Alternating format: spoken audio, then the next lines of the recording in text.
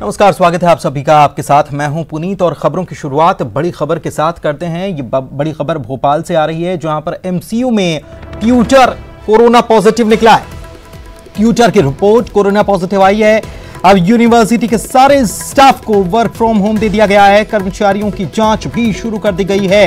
तो एक ये बड़ी खबर आ रही है एमसीयू से, जहां पर ट्यूटर कोरोना पॉजिटिव निकला है। और ट्यूटर की रिपोर्ट कोरोना पॉजिटिव आने के बाद अब यूनिवर्सिटी के पूरे स्टाफ को वर्क फ्रॉम होम दे दिया गया है और कर्मचारियों की जांच भी शुरू कर दी गई है। इधर एक और खबर आपको बता दें, सिंधिया ने कमलनाथ और दिग्विजय सिंह को निशाने पर लिया है। कोरोना पर मीटिंग लेने के लिए उनके पास समय नहीं था। कोरोना संकट में आईफा की तैयारी में कमलनाथ जुटे हुए थे।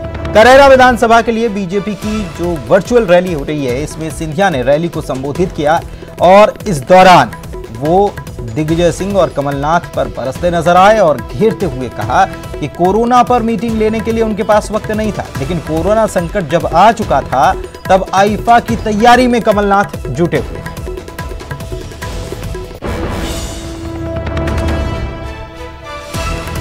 और इसी रैली में जो वर्चुअल रैली हो रही है करेरा विधानसभा को लेकर, यहां शिवराज सिंह चौहान भी संबोधित कर रहे हैं। सुनिए। जब वादे पूरे नहीं हो रहे तो याद दिलाए कि भाई तुमने वचन दिए तो पूरे करो। अच्छा, पीछे जो दूसरे थे चलाने वाले उनका मत डरो। ये महाराजा तो तुम राजा कम थोड़ी हो, डर जाओ।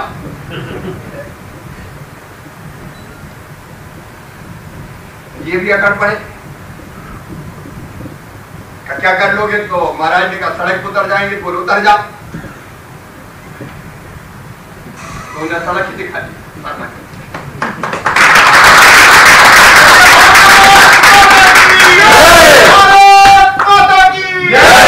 ये दम्भी, अहंकारी, षड्यंत्रकारी, भ्रष्टाचारी नेता पूरे प्रदेश को तबाह करने वाले। अरे हमने तो पहले मना कर दिया था जब शुरू में बात चली। जनता मुझे कई जगह कहती थी मच्चू के मामा बना ले। हाँ, 5-7 की तो जरूरत। हम कहते थे भैया एक बार उन्हीं को चलाने, 5 साल बाद देखें। हम तो झोला उठा के लड़ने निकल पड़े, जहां अत्याचार हो वहां डटा लेते थे, धरना दूनी। लेकिन जब लगा कि पूरा प्रदेश तबाह हो जाएगा, बर्बाद हो जाएगा,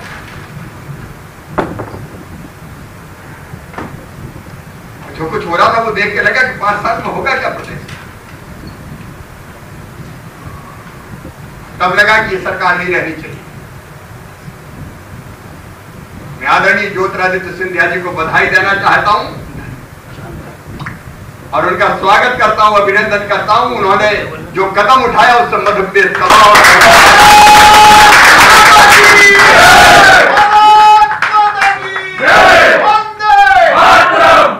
जसवंत यादव जी जैसे साथी साथ आए। 5 साल का समय था उनके पास। कोई विधायक ही छोड़ता है? सरपंच जी कहते तो सरपंच जी नहीं छोड़े। अच्छा, 2-4 महीना बचे तो मान लो के बाद अब तो हो ही गया टाइम पूरा। यहाँ तो 3.25 साल बाकी थे। लेकिन 3.25 साल पहले इस्तीफा देके एक भ्रष्ट सरकार को उखाड़ने के लिए जसवंत यादव जी आपने भी बहुत बड़ा काम किया।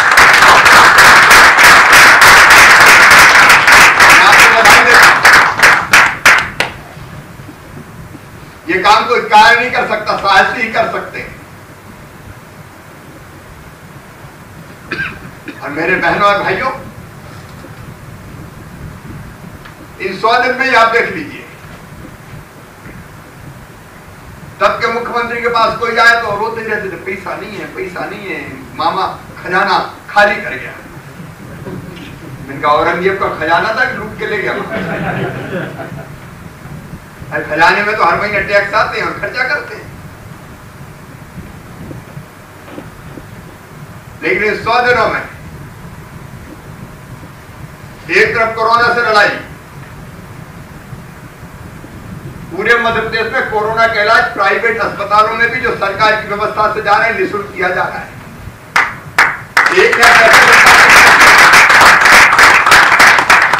सिस्टम और व्यवस्थाएं खड़ी की, व्यापक पैमाने पर टेस्टिंग हो रही है, पीपीई किट हो, दवाइयां हो, बिस्तरों की व्यवस्था हो अस्पताल में। आज तक धन की कमी नहीं आने दी, ना आने देंगे। जितने गरीब भाई और बहन थे, बाहर मजदूर फंसे थे, उनके खातों में तत्काल 1,000 रुपया डाले। सामाजिक सुरक्षा पेंशन के पैसे खा गए थे गरीबों के कमलनाथ, आते ही 480 करोड़ रुपया उनके खाते में डाले। मेरे भाइयों की स्कॉलरशिप नहीं की थी, 580 करोड़ रुपए उसके डाले। मध्याह्न भोजन के पैसे बच्चों के खाते में डाले। रसोइयों का पेमेंट किया, निर्माण श्रमिकों के खाते में 2-2 हजार रुपया डाले।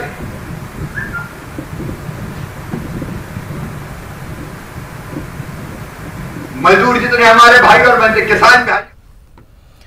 चलिए आगे बढ़ते हैं और बात करते हैं अगली बड़ी खबर की। लद्दाख से ये बड़ी खबर आपको बता रहे हैं। पैंगोंग लेक में चीन की सेना का जमावड़ा कम होता जा रहा है। अब ये बड़ी खबर इस वक्त है, चीनी सेना की संख्या कम हुई है, कुछ टेंट भी हटा लिए गए हैं। ये सूत्रों के हवाले से ये बड़ी खबर लद्दाख से आपको बता रहे हैं, जहां पर चीन की सेना का जमावड़ा पैंगोंग जो लेक वहां पर है वहां कम हो रहा है और चीनी सेना की संख्या भी कम हुई है, कुछ टेंट भी हटाए गए हैं। सूत्रों के हवाले से खबर बता रहे हैं।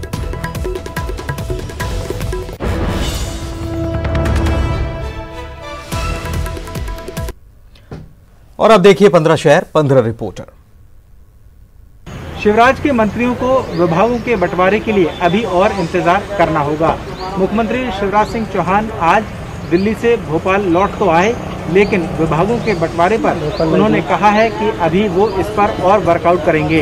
इसका सीधा मतलब ये माना जा रहा है कि आज मंत्रियों को विभागों का बंटवारा नहीं होगा। इससे पहले मुख्यमंत्री शिवराज सिंह चौहान ने 3 दिन तक दिल्ली में रहकर केंद्रीय नेतृत्व से मुलाकात की और ये माना गया कि विभागों पर फंसे पेंच को सुलझाने के लिए मुख्यमंत्री शिवराज सिंह चौहान ये बैठकें कर रहे हैं। बावजूद इसके विभागों पर अभी तक कोई फैसला नहीं हो पाया है। आपको बता दें कि शिवराज मंत्रिमंडल का विस्तार 2 जुलाई को हुआ था और उसमें 28 मंत्रियों ने शपथ ली थी। अब शिवराज मंत्रिमंडल में कुल 33 मंत्री हो गए हैं। आज पूर्व मुख्यमंत्री कमलनाथ ने उपचुनाव का बिगुल फूंक दिया है और सबसे पहले वो चुनाव में जीत के लिए उज्जैन के महाकाल मंदिर में दर्शन और आशीर्वाद के लिए पहुंचे, जहां पर कमलनाथ ने महाकाल के दर्शन कर प्रदेश की जनता की खुशहाली की कामना की और इसके बाद मीडिया से रूबरू भी हुए। टाइगर को लेकर किए गए सवालों पर उन्होंने कहा कि जनता बताएगी कि टाइगर कौन है और बिल्ली और चूहा कौन। इसके अलावा उन्होंने बीजेपी पर निशाना साधते हुए कहा कि मध्य प्रदेश की जनता जानती है कि क्या क्या गद्दारी हुई और क्या क्या सौदे। साथ ही उन्होंने कहा कि सौदे की सरकार और सौदे से ही मंत्रिमंडल बनाया गया है। इसके बाद बदनावर में कमलनाथ ने कार्यकर्ताओं की बैठक में हिस्सा लिया और वहां पर भी उन्होंने बीजेपी पर निशाना साधा। कमलनाथ ने कहा कि हम सौदेबाजी नहीं करते, ये बीजेपी का काम है और हमें सरकार का खजाना खाली मिला था, फिर भी हमने काम किया। इसके अलावा हमने किसानों का कर्जा भी माफ किया और आने वाले चुनाव में इसका जवाब जनता जरूर देगी। पूरे समय जो है कमलनाथ सरकार और अपनी जीत को लेकर आश्वस्त दिखाई दिए। इसके बाद बदनावर में कमलनाथ ने कार्यकर्ताओं की बैठक में हिस्सा लिया और वहां पर भी उन्होंने बीजेपी पे निशाना साधा। कमलनाथ ने कहा कि हम सौदेबाजी नहीं करते, ये बीजेपी का काम है। हमें सरकार का खजाना खाली मिला था, फिर भी हमने काम किया, किसानों का कर्ज माफ किया और आने वाले उपचुनाव में जनता इसका जवाब भी देगी। 24 विधानसभा सीट पर होने वाले उपचुनाव से पहले कांग्रेस पार्टी के सर्वे को लेकर पार्टी के अंदर ही शिकायतों का दौर तेज हो गया है। दरअसल कांग्रेस पार्टी के सर्वे को लेकर स्थानीय नेताओं ने तौर तरीकों पर सवाल उठाना तेज कर दिया है। ग्वालियर भिंड इलाके के नेताओं की माने तो इस सर्वे में न लोगों की राय ली जा रही है, न सही तरीके से सर्वे हो रहा है। ऐसे में सर्वे के आधार पर प्रत्याशी चयन की प्रक्रिया करना ठीक नहीं है। वहीं पूर्व मंत्री डॉक्टर गोविंद सिंह ने भी सर्वे के आधार पर कहा है कि सर्वे कराना ठीक है, लेकिन सर्वे के आधार पर प्रत्याशी चयन करना ठीक नहीं है। प्रत्याशी चयन को लेकर स्थानीय लोगों की राय लेना जरूरी है। दरअसल 2018 के चुनाव से पहले कमलनाथ ने सर्वे के आधार पर ही टिकट वितरण किया था और उसी फार्मूले के तहत कांग्रेस पार्टी ने सत्ता तक जाने का रास्ता हासिल किया था। लेकिन अब प्रदेश में 24 विधानसभा सीट को लेकर कमलनाथ एक बार फिर सर्वे को बड़ा आधार बनाने की तैयारी कर रहे हैं। लेकिन इसी सर्वे को लेकर अब पार्टी नेता शिकायतों का दौर तेज करते हुए नजर आ रहे हैं, जो उपचुनाव के दौरान पार्टी के लिए मुश्किलें खड़ी करने वाला साबित हो सकता है।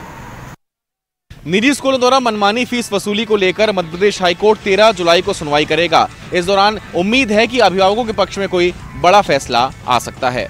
स्कूल फीस की मनमानी को लेकर नागरिक उपभोक्ता मार्गदर्शक मंच द्वारा दायर जनहित याचिका में यह मुद्दा उठाया गया कि इंदौर हाईकोर्ट और जबलपुर हाईकोर्ट की सिंगल बेंच ने निजी स्कूलों द्वारा फीस वसूली को लेकर 2 अलग-अलग आदेश दिए हैं, जिससे प्रदेश में विरोधाभास की स्थिति है। कई निजी स्कूल मनमानी फीस वसूल रहे हैं, जबकि कुछ सरकार के निर्देशों का पालन नहीं कर रहे। याचिकाकर्ता की ओर से यह भी बताया गया कि निजी स्कूल मनमानी ट्यूशन फीस वसूल रहे हैं।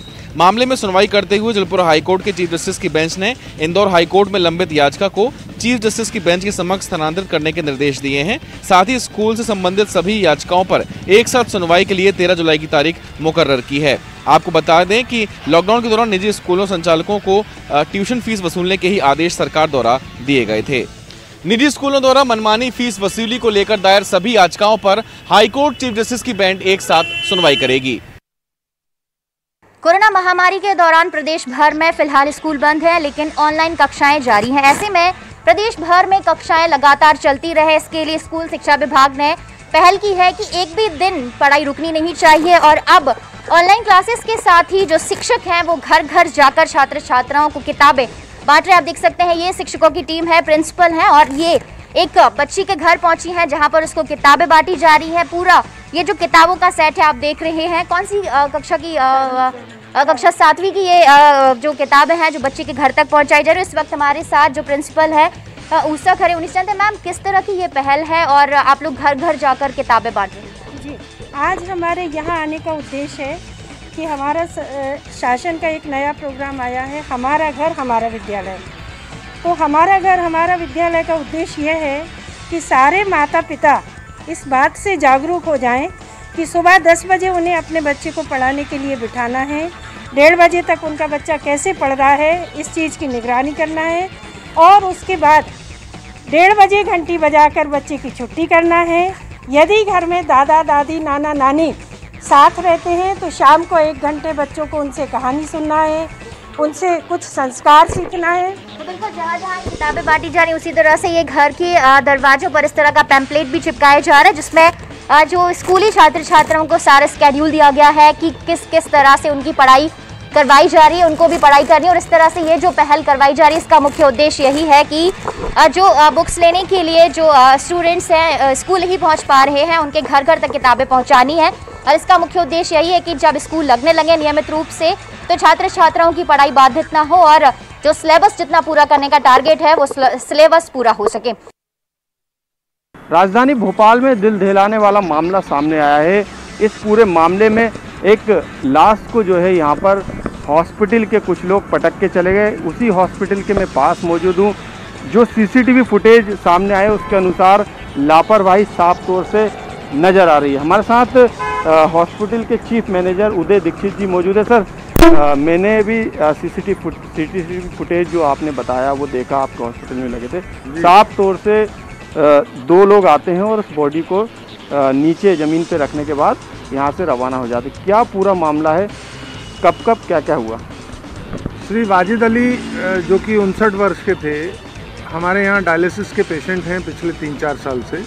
उनकी लगातार हफ्ते में 2 बार डायलिसिस होती है। फिज़िकली थोड़ा कॉम्प्रोमाइज़ थे और 23 जून से यहाँ इस अस्पताल में भर्ती थे। इस दौरान उनका डायलिसिस भी हो रहा था, लेकिन उनको जो है, जो कि आम तौर पे डायलिसिस के पेशेंट्स को जो मेन तकलीफ़ होती है वो ब्रीदिंग की प्रॉब्लम होती है, क्योंकि पानी भर जाता है जब बॉडी में तो ब्रीदिंग की तकलीफ़ आती है, वो लंग्स में भी भरता है। तो उस ब्रीदिंग की तकलीफ़ से जो है वो भर्ती हुए थे। डॉक्टर आशीष जैन जो डीएम जो है चेस्ट हैं, वो उनका ट्रीटमेंट भी कर रहे थे। इस दौरान करीब 4 तारीख को ऐसा महसूस हुआ डॉक्टर आशीष जैन को कि इनका एक कोविड टेस्ट भी करा लेना चाहिए। तो हमने जो है इनका संडे के दिन सुबह जो है इनका सैंपल बंसल हॉस्पिटल भेजा, और बंसल हॉस्पिटल से हमको 4 बजे संडे के दिन शाम को ये रिपोर्ट आई कि जो है इनका जो है कोविड पॉजिटिव है। इसके बाद में जो है उनको डायरेक्टली रिपोर्ट हमको नहीं आई, उनका जो बेटा था उसके पास में CMHO ऑफिस भोपाल से डायरेक्टली फ़ोन आया, क्योंकि वो दर्ज रहता है फॉर्म में कि आपके पेशेंट की जो है मरीज की रिपोर्ट जो है वो पॉजिटिव आई है। उसने हमें बताया, और हमको फिर साथ साथ ये भी बताया उसने कि हमें ये ऑप्शन दिया गया है कि या तो आप एम्स हॉस्पिटल चले जाओ, या चिरायू, या फिर 1250। तो उसने ये डिसाइड किया कि हम चिरायू जाएंगे। पेशेंट को पीछे की तरफ लिटाया, लिटाने के बाद में जो है दरवाज़ा बंद कर दिया, पीछे उसके साथ में कोई भी मेडिकल अटेंडेंट नहीं था, और वो यहाँ से लेके रवाना हो गए। 2 घंटे के बाद में 7:17 पे मेरे डॉक्टर के पास में एक ड्राइवर का फ़ोन आया कि पेशेंट की तबीयत बहुत ख़राब हो रही है, हम वापस ला रहे हैं। तो हमने कहा भाई हम इस पेशेंट को वापस नहीं ले पाएंगे, आप मत लाइए, आपका इतना बड़ा अस्पताल है, आप वहीं ट्रीट कीजिए। तो कोविड के वहीं पे सेंटर है वो। इसके बावजूद वो जो है करीब 7:30 बजे उस पेशेंट को यहाँ वापस लेके आ गए। हमने कहा कि आप थोड़ा देर रुकिए, हम जो है कोई रूम इस तरह से तैयार कर लें जहाँ की इस पेशेंट को डील हो चुकी थी उस पेशेंट की। जब तक देखने पे ऐसा प्रतीत हो रहा था कि पेशेंट की मौत हो चुकी है। ठीक है। ना तो उनके साथ उनके परिवार का कोई व्यक्ति था, और ना ही कोई मेडिकल अटेंडेंट था। तो उन्होंने हमारा वेट करने की बजाय पेशेंट को निकाला, कंबल सहित जो है यहाँ ज़मीन पे पटक के, और चले गए। बिल्कुल आप देख सकते हैं कितनी बड़ी लापरवाही है। और यदि कोविड सेंटर बनाया गया और यदि मरीज कोरोना पॉजिटिव निकलता है तो जिम्मेदारी उस सेंटर की रहती है, उस अस्पताल प्रबंधन की रहती है कि वो उसका इलाज करे। यदि इलाज के दौरान मौत भी हो जाती है तो उसके लिए भी प्रशासन ने एक व्यवस्था बना के रखी है। लेकिन हॉस्पिटल ले जाने के बाद दोबारा कोरोना पॉजिटिव को उसी हॉस्पिटल में लाना, ये मंशा अभी तक साफ नहीं हो पाई है कि आखिरकार इसकी पीछे क्या वजह हो सकती है। लेकिन लापरवाही है, और यही कारण है कि अब प्रशासन ने इस पूरे मामले में जांच के आदेश दे दिए हैं। कैमरामैन खिलान सिंह के साथ मनोज राठौर, न्यूज़ 18 भोपाल।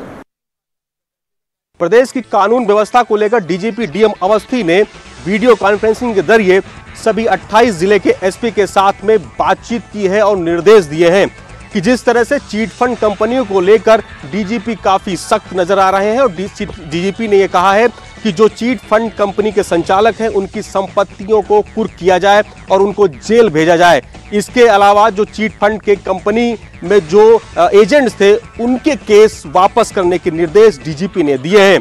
इसके अलावा डीजीपी ने साफ तौर से सभी एसपीज को निर्देश दिए हैं कि यहां पर कानपुर जैसी घटना या हिस्ट्री टीटर अगर हैं, अगर इस तरह से गुंडे यहां पर हैं तो उनकी एक लिस्ट बनाई जाए और उन पर सख्त कार्रवाई की जाए, क्योंकि यहां पर इस तरह की घटनाएं नहीं होनी चाहिए। इससे पहले डीजीपी ने इस तरह से निर्देश दिए हैं, उनको अमल में यहां के जो एसपी हैं उनको लाना है, और सभी 28 जिलों के एसपी को इस तरह से निर्देश दिए हैं, और सभी गुंडों की और जो हिस्ट्री सीटर हैं यहां पर छत्तीसगढ़ में उनकी एक लिस्ट बनाई जाए। इसके अलावा जो लंबे समय से थानों में जो थाना के जो एसआई हैं, एएसआई हैं, और साथ ही जो आरक्षक जमे हुए हैं उनको इधर से उधर किया जाए।